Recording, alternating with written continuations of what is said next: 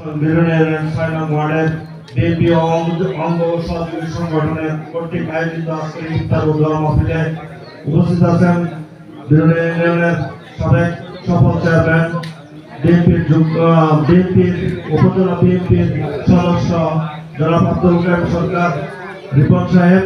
উপস্থিত হচ্ছেন বিএনপি যুবদলের সাবেক বেলুনের যুবদলের সাবেক সাধারণ সম্পাদক জনাব ফিরোজ সরকার।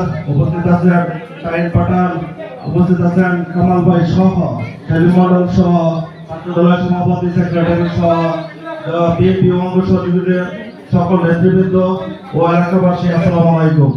আমি সকলকে আজকের ইফতার মাহফিলের